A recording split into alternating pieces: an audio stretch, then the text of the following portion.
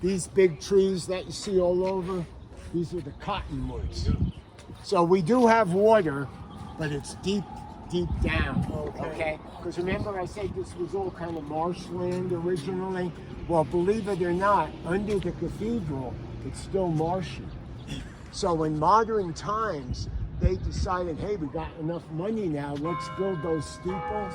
And when they discovered the earth under the cathedral was soft, they realized they couldn't build because the earth from the weight would shift and they'd lose the whole cathedral, it would collapse. So what happened, they were building it, and I'll show you, when about 8 months after this photograph was taken, they ran out of money the first time. And Archbishop Lamy was hooked up with the millionaire Jewish community here in town. They owned all the businesses downtown, and by then they had built some beautiful mansions around town. They gave the church a loan to continue building up until 1888.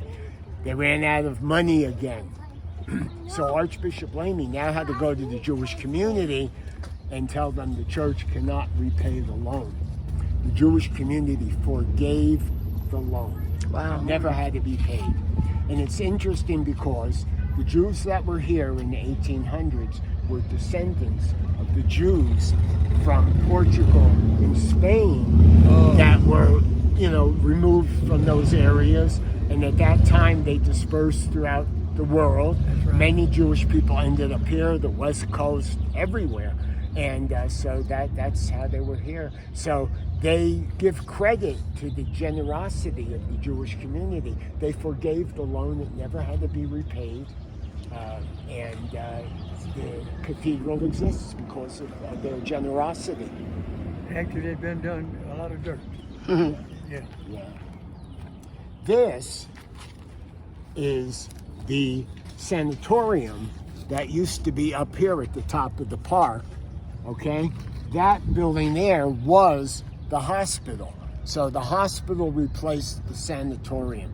But this was the style of architecture. Once the red brick came here, they went crazy with Gothic style architecture.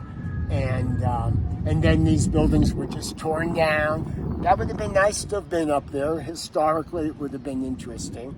And so many artists were coming here to be treated for tuberculosis because in those days they ground their own pigment, they breathed all these chemicals, they had lung issues. Those were the seeds being planted because while they were here, they continued to paint. Oh, wow. Yeah, so those were the earliest artists here. And isn't Santa Fe like number 3 in the country? Yeah, in the art market. For the whole and it's a country. small city compared to only 84,000 people. What's Los number 1 and 2? Is number 2. They have almost 3,000 people, 3 million people. And then, of course, New York is approaching 9 million people. They're number 1. I think per capita, we're number 1. That's it. We're strong. I'm an artist. I've had 10 art shows here in the 12 years I've lived here. Oh, wow. Congratulations. It's an artist's heaven.